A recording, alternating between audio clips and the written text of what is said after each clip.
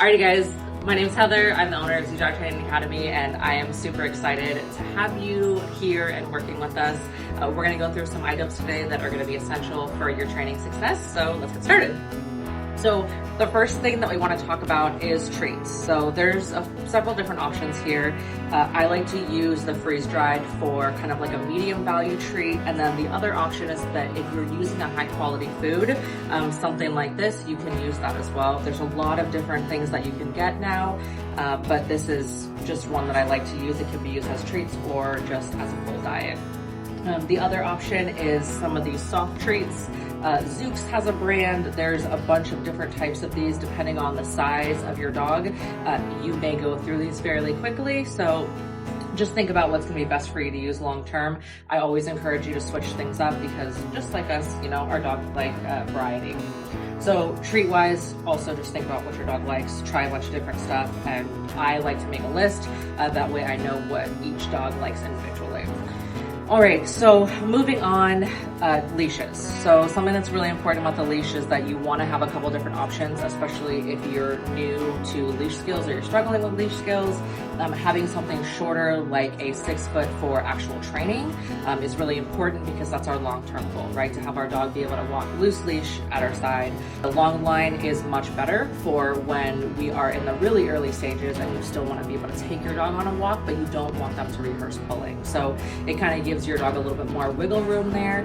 They're less likely to be pulling at the end of the leash if you're walking out them on like a 10 foot or a 6 foot versus a 6 foot. Most dogs are going to pull if they haven't been taught to walk. If you're going to go to the park, we're going to be doing some type like of advanced obedience. We want to think about something that's even longer, so like a 15, maybe even a 20 foot. But this is a great place for you to start. So a 10 foot and a 6 foot. All right, moving on to our harnesses. So this is the harness that I like the most. These ones, the really nice thing about them is they come with like directions on them, so you always know which way they're going.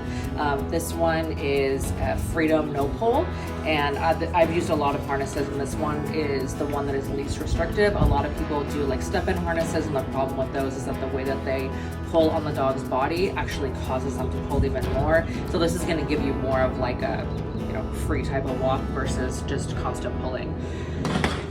All right, so this is our long-term goal, is to have the dog on a collar. I really like the martingale collars. This is what I recommend for you guys to use.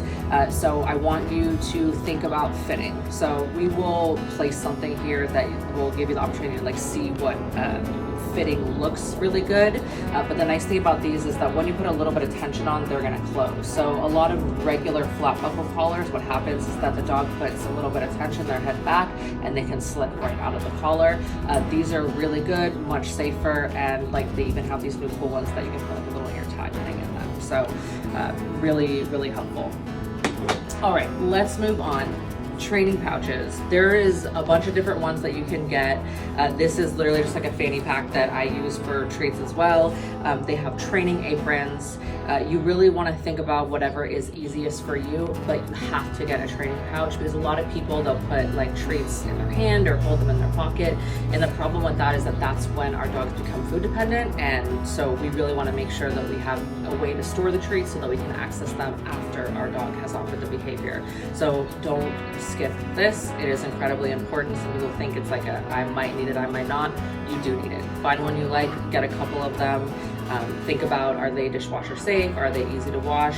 I like the aprons because you can dump everything out, throw them in the washer, that type of thing. Okay, moving on. So toys.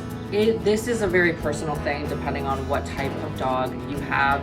I've been using these a lot. We have some really large dogs in our program right now, and you want to think about, again, what your dog likes in particular, but you also want to think about something that holds up, and you want to think about something that's easy for you to keep on your person when you're actually walking and training, because that's something that I'll be teaching you how to do, is how to do interactive play. And we want to do a lot of switching with toys. So ideally, find a toy that your dog likes, go through a couple different things, and you want to get 2 of the same kind. Because that way we can teach your dog to switch, and it will be very helpful when we get into using a toy for reinforcement.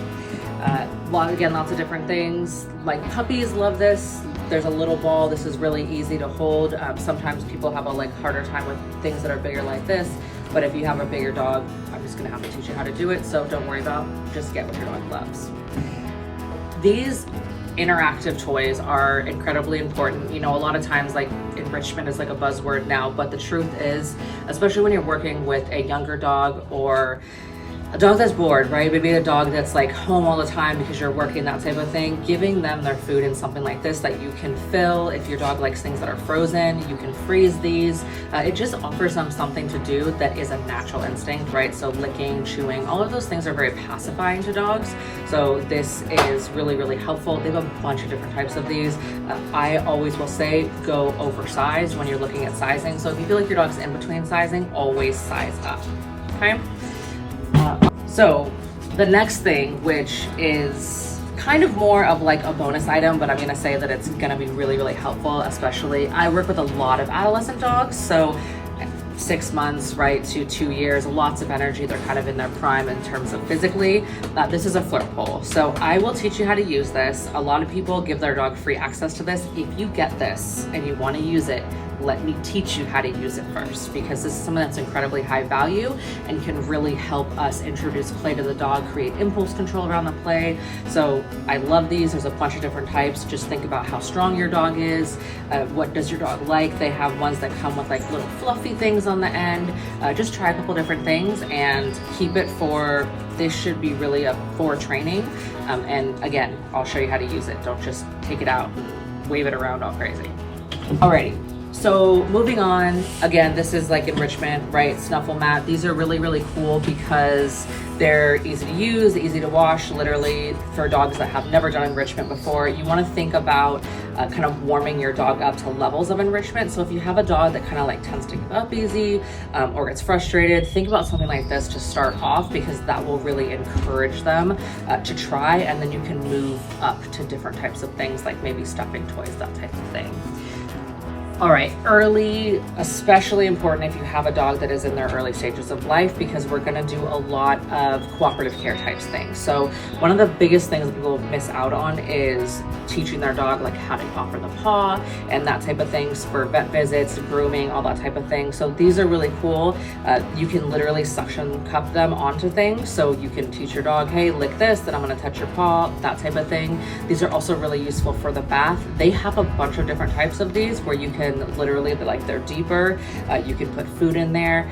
Honestly, like, find what your dog likes, and I would get a couple of them because it's much easier to prep these at the beginning of the week than it is to be trying to do these every single day. It just makes your life a lot easier. We normally try to do that a couple times a week just because we go through them so fast. But again, like, the more you prep, the easier all of this stuff is going to be for you. I've even had some clients like with these type of snuffle mats, they literally like prep them and layer them and just get a few of them so that they can in the morning just take it out, give it to them, in the evening take it out, give it to them. It really just depends on what works for you, but always set yourself up to not be restricted when it comes to time. So the last thing, and it's also very important because we do a lot of our impulse control work on cots. So there's gonna be a couple different options for you. I like to use the stationary cots, the ones that they don't travel as well, but they hold up very well. So those are the ones that are really good for like your house, your backyard, that type of thing. They also have ones now that are travel ones. So honestly, whatever is comfortable for your dog is incredibly important. Again, those are another thing that I'm always gonna tell you, size up, especially if you have a puppy. I have a lot of clients that get the small cute ones thinking it'll take up less space, and in 2 weeks their dog has outgrown it. So your dog is gonna be more comfortable when they have more space to lay down on. So just think about what works.